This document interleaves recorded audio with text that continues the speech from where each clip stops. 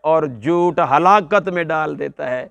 ان الصدق یہدی الی البر، یاد رکھو یہ سچائی انسان کو نیکی کی طرف لے جاتی ہے، اور یہ نیکی انسان کو جنت میں لے جائے گی۔ وَإِنَّ الرَّجُلَ حَتَّى يُكْتَبَ عِندَ اللَّهِ صِدِّيقًا، اور یہ سچ بولنے والا، سچ کی عادت ڈالنے والا اللہ کے کاغذوں میں صدیقین میں شمار کیا جاتا ہے۔ اور یاد رکھو جو فجور، یہ جھوٹ ہے، یہ یہدی الی الفجور، یہ جھوٹ جو ہے برائی کا راستہ ہے، برائی کی طرف لے جاتا ہے، اور فجور اور یہ برائی ہمیں جہنم میں لے جائے گی۔ اور یہ جھوٹا بندہ حتیٰ یکتب عند اللہ کذابا، یہ جھوٹا بندہ اللہ کے نزدیک بھی اللہ اس کو جھوٹوں کی صف کے اندر لکھ دیتے ہیں۔ تو ہم نے کس چیز کو اپنانا ہے؟ سچائی کو اپنانا ہے۔ پیارے پیغمبر صلی اللہ علیہ وسلم کے ساتھ محبت کا پہلا تقاضا، میں ایک تھوڑے سے اس وقت کے اندر وہ سارے تقاضے آپ کی خدمت میں پیش کروں گا کہ ہمیں پیارے پیغمبر جناب محمد صلی اللہ علیہ وسلم کے ساتھ اگر محبت ہے، آخری درجے تک محبت ہے، تو پھر ہم سچ کی عادت بنائیں، جھوٹ سے پرہیز کریں، کذب بیانی سے پرہیز کریں۔ یہ پہلی چیز ہے، اور کل قیامت کے دن بھی یہی سچائی انسان کو نجات دلائے گی۔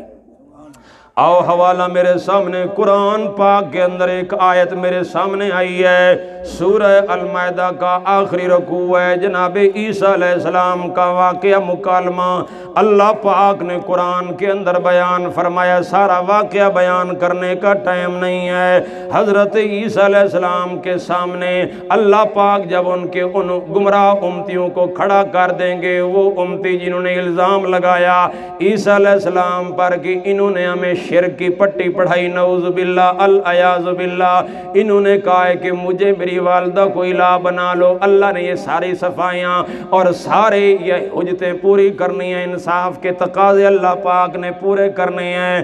یہ بات جب واضح ہو جائے گی کہ یہ سارے عیسائی جو عیسیٰ علیہ السلام کو ابن اللہ کہنے والے، ثالث و ثلاثہ کہنے والے، الوہیت کا مقام دینے والے، یہ جھوٹے ثابت ہو گئے۔ آخرت کا دن ہے، اللہ کے نبی کی ہمدردی دیکھو، اللہ کے سامنے کیا کہتے ہیں؟ ان تعذبہم فإنہم عبادک، اے اللہ ہیں تو وہ مجرم، اگر تو عذاب دینا چاہے تو تب بھی یہ تیرے بندے ہیں، وَإِن تغفر لَهُمْ، اور اگر تو ان کو معاف کرنا چاہے، فإنک انت العزیز الحکیم، اے اللہ تو عزیز ہے، غالب ہے، حکمت والا ہے، کوئی تو سے پوچھنے والا نہیں ہے۔ لیکن اللہ نے کیا جواب دیا ہے؟ اے میرے عیسیٰ پیغمبر، یہ کون سا دن ہے آپ کو پتہ ہے؟ ہاں فرمایا، ہاں یہ وہ دن ہے، قال اللہ تعالیٰ فرمائیں گے، ھذا یوم ینفع الصادقین صدقہم، ھذا یوم ینفع الصادقین، اے میرے عیسیٰ پیغمبر، اے میرے روح اللہ پیغمبر، اللہ پاک فرما رہے ہیں یہ وہ دن ہے، یہ وہ دن ہے، ھذا یوم، یہ وہ دن ہے، یہاں سچوں کو ان کا سچ نفع دے گا، جنہوں نے سچ کو عادت بنایا، سچ کے اوپر چلنے والے، سچائی کے ساتھ، یقیناً ان کے بول بھی سچے، ان کے قول بھی سچے، اعمال بھی سچے، عقائد بھی سچے، سچائی کا دامن انہیں نہیں چھوڑا۔ میرے معزز سامعین، ان لوگوں کو آج کا دن نفع دے گا، وہ کامیاب ہو جائیں گے۔ سچ بولیں گے نا میرے دوستو؟ اصل میں معاملات کے اندر ہم بڑی ڈنڈی مارتے ہیں، سچ نہیں بولتے ہیں، بس میری چیز بک جائے، میرا یہ معاملہ سیدھا ہو جائے۔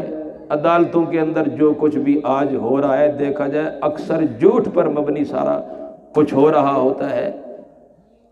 اور میرے معزز سامعین، سچائی میرے پیارے پیغمبر صلی اللہ علیہ وسلم کے ساتھ محبت کا پہلا تقاضا ہے، اس کو اپناؤ، سچائی کو، صداقت کو اپناؤ۔ اور اس کے مقابلے میں ہے جھوٹ، اور فَلَعْنَةُ اللَّهِ عَلَى الْكَاذِبِينَ، اللہ کی لعنت جھوٹوں پر ہوا کرتی ہے۔ اگر ہم جھوٹے ہوئے پھر اللہ کی رحمت کے ہم مستحق نہیں بن سکتے۔ اللہ کی رحمت کا مستحق وہی ہوگا جو سچائی کو، صداقت کو اپنائے گا۔ اللہ اللہ تعالی ہم سب کو صداقت پر مر مٹنے والا بنائے، سچائی کو اپنانے والا بنائے۔ میرے پیارے پیغمبر صلی اللہ علیہ وسلم کی پہلی یہی صفت ہے، نبوت سے پہلے بھی آپ کیا تھے؟ صادق۔ کیا تھے آپ؟ صادق، سچ بولنے والے۔ اس لیے تو میرے پیارے پیغمبر نے صلی اللہ علیہ وسلم نے اس مقام میں فرمایا تھا، اے مکے والو، صداقت پر، میری صداقت کے اوپر بڑا یقین ہے تمہیں، اگر میں تمہیں کہوں پہاڑ کے پیچھے کوئی لشکر آ رہا ہے، حملہ آور ہونے والا ہے، مان لو گے؟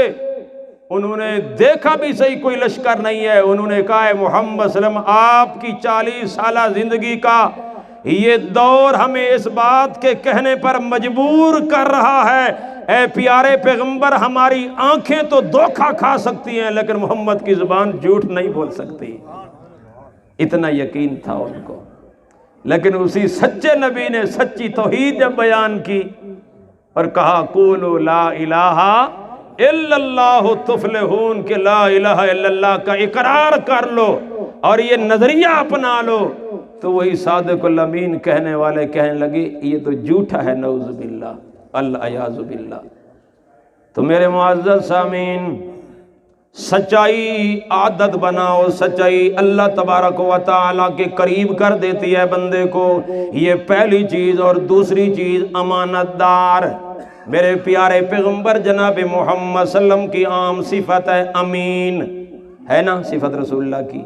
امین پیارے پیغمبر کی صفت ہے امانت دار۔ آپ صلی اللہ علیہ وسلم کے پاس کفار مشرکین نبوت کے بعد بھی یقیناً امانتیں رکھتے تھے، اور یاد رکھو میرے پیارے پیغمبر جناب محمد صلی اللہ علیہ وسلم کی امانت کا شہرت تھا، آپ صلی اللہ علیہ وسلم جیسا امین کوئی نہیں ہے، لہٰذا ہمیں بھی امین بننا چاہیے، ہمیں پیارے پیغمبر کے اس اسوہ حسنہ پر عمل کرنا چاہیے۔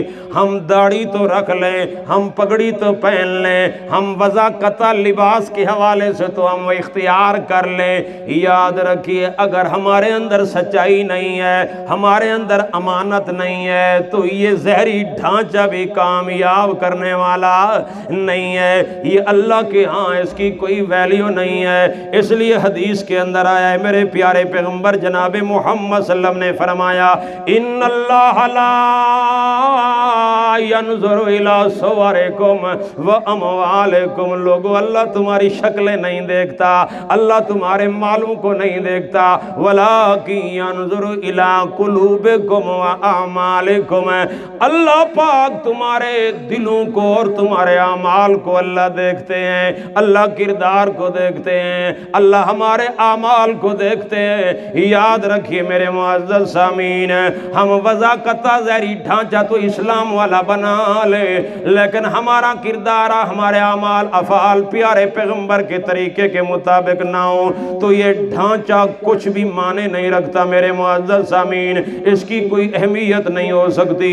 اللہ اور دوسرے نمبر پر ہم نے امانت دار بننا ہے، خیانت ہم نے، امانت دار بنو گے اور امانت دار بندہ، اور حدیث میں آتا ہے لا ایمان لمن لا امانت لہ، اس بندے کا ایمان ہی نہیں ہے کہ جس کے اندر امانت میں اللہ میرے معزز سامعین، لا ایمان لمن لا امانت لہ، جس کے اندر امانت نہیں ہے، امانت کے اندر کوئی خیانت کرتا ہے، اللہ کے رسول صلی اللہ علیہ وسلم فرماتے ہیں لا ایمان، اس کے ایمان کا کوئی اعتبار نہیں ہے۔ تو ہم سب نے کیا بننا ہے؟ امین بننا ہے۔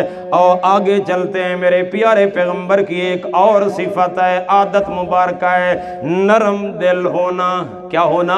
نرم دل ہونا۔ میرے پیارے پیغمبر بڑے نرم دل تھے، جن کی نرمی کی گواہی میں نہیں، تو نہیں، قرآن دے رہا ہے۔ اللہ پاک نے قرآن پاک کے اندر میرے پیارے پیغمبر صلی اللہ علیہ وسلم کی نرمی کو بیان کیا ہے۔ اللہ کیا اعلان کرتے ہیں؟ میں آیت ضرور پڑھتا ہوں، اکثر و بیشتر اپنے دروس کے اندر پیش کرتا ہوں۔ پیش کرنے کا مقصد عمل کی نیت سے کہ عمل کرنا ہے، ایسے نہیں کہ بس سن لیا تقریر سن لی، وعظ سن لیا، نا عمل کی نیت سے سننا ہے۔ میرے پیارے پیغمبر کی یہ صفت مبارکہ، عادت مبارکہ قرآن میں اللہ نے بیان کی ہے۔